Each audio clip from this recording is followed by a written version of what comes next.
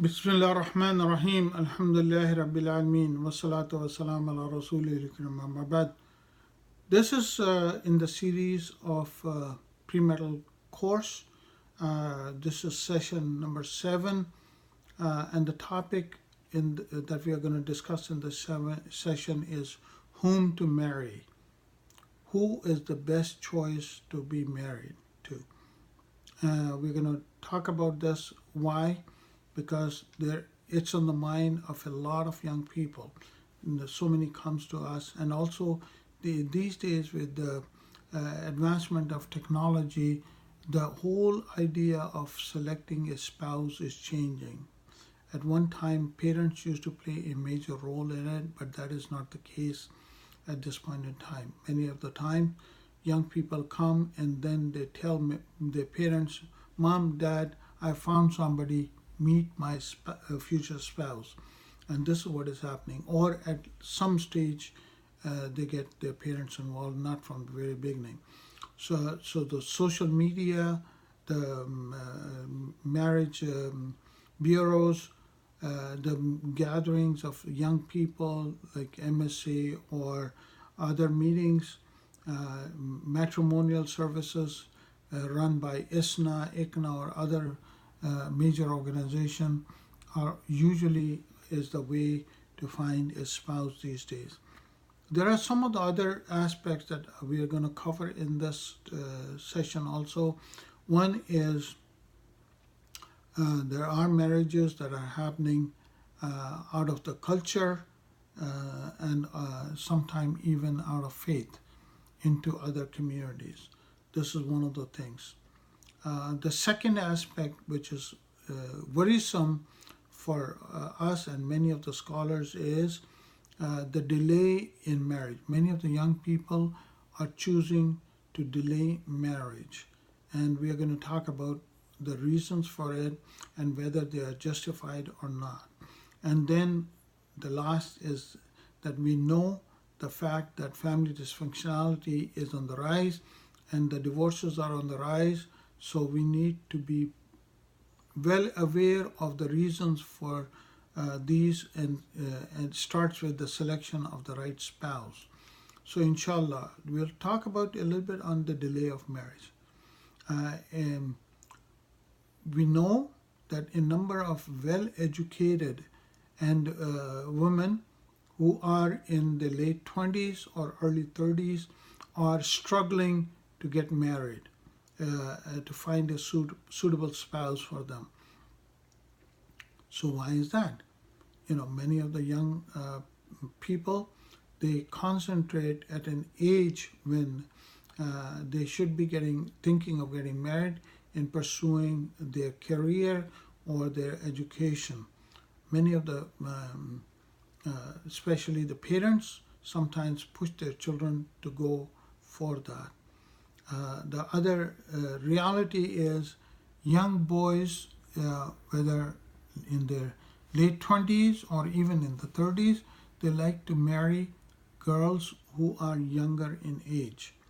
They avoid marrying girls who are in their late 20s or early 30s.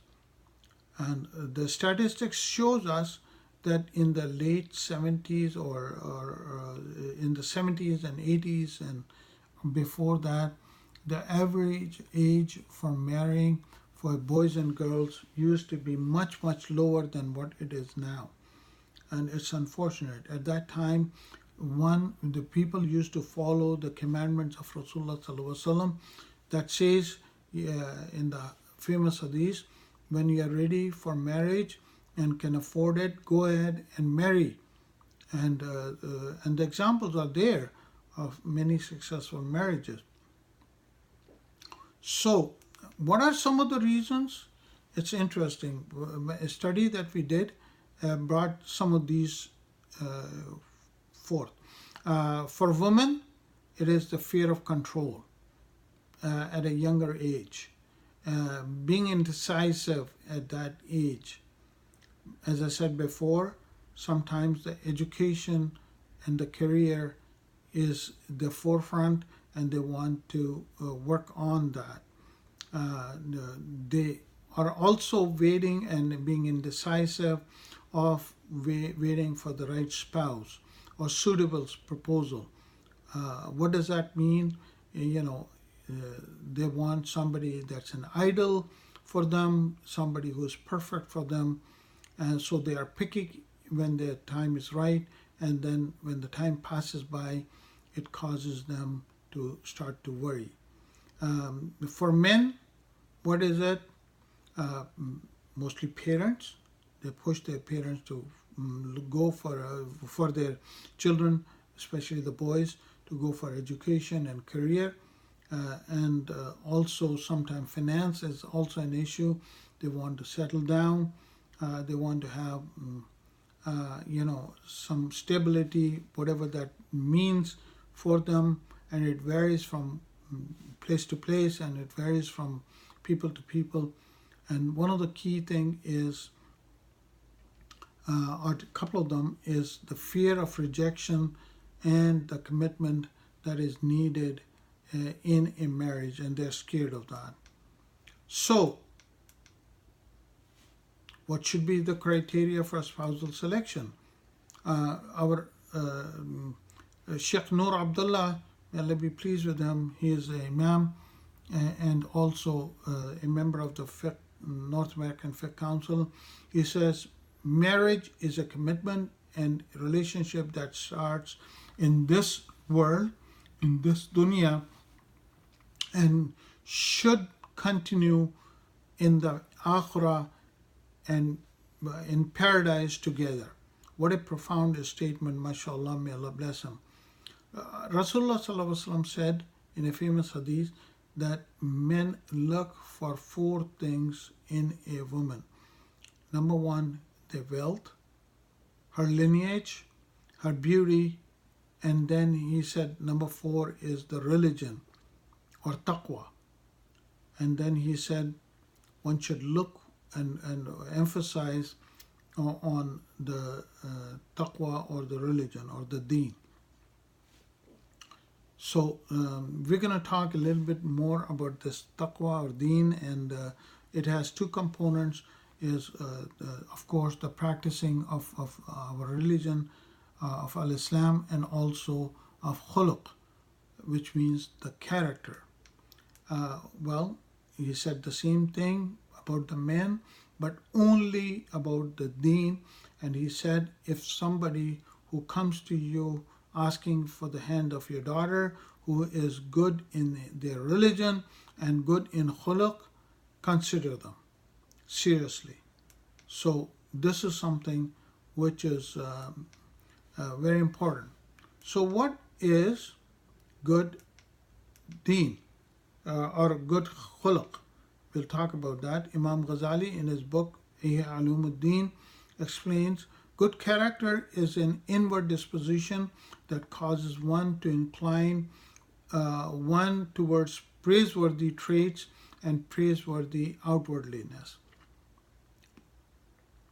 So it manifests, scholars says that it manifests into 6 different characters. Number 1 is being honest and trustworthy.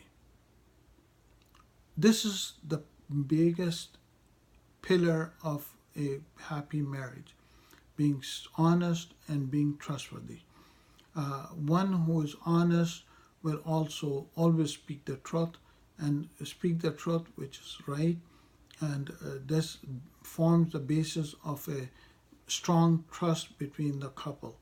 This is one of the most important things that we encourage our young people to work on. Small lies or sometimes people have the habit of saying small things and they say, we were just joking. Well, they should reconsider, because this is something which is not the characteristic of a good person, of a good character. Second thing, fulfilling the rights of each other. This is such an important aspect, but how would you fulfill the right if you don't even know what the rights are? Many of the young couple who come to us for premarital counseling or even marriage counseling, when we question them, Do you know the right of a husband or the right of a wife?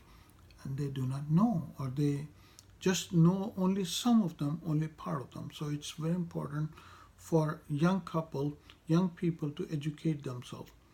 The third thing is being cheerful and have a very positive attitude.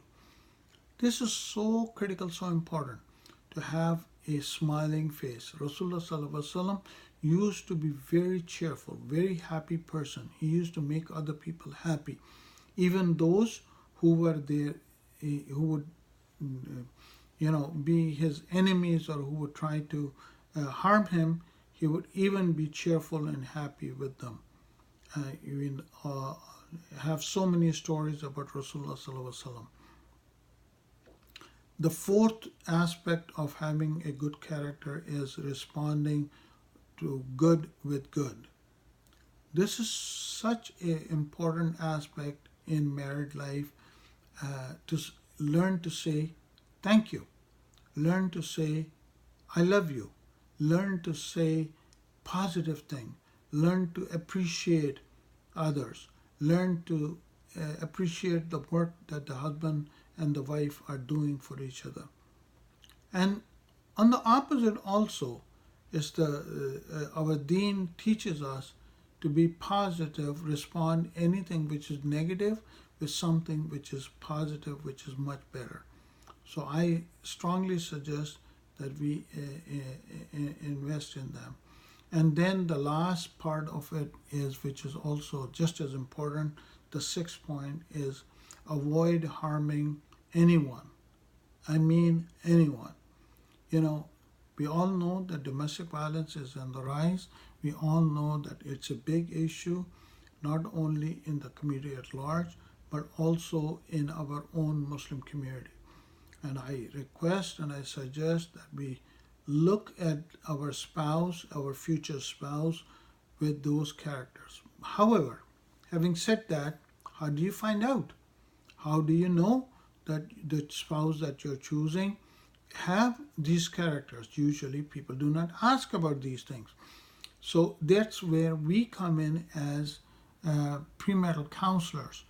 When people come to us for premarital education, we ask them specific questions that at least start a dialogue about anger, about their habits, about what their choices are, about what they like and what they dislike, what are their expectations, and hundreds of other things that are important to live a happy married life. So my request is for young people to not to delay unnecessarily when you're ready to get married. As a matter of fact, remember those couples when they were surveyed who struggled through the early life of their married life were more together, and they were more loving to each other. They were more supportive of each other than those who came into a married life when everything was settled. They had a beautiful home. They have many cars and all the other amenities of life. So struggling together brings love within the couple, inshallah. And I hope that this will be beneficial for you. If you are interested, anybody who's interested, come to rahmaa.org, our website, rahmaa.org, or call us or write to us, email us at rahmaa, RAHMAA in the end, .institute@gmail.com. Subhanakallahumma bihamdika nastaghfiruka wa natubu ilaik. Assalamu alaikum wa rahmatullahi wa barakatuh.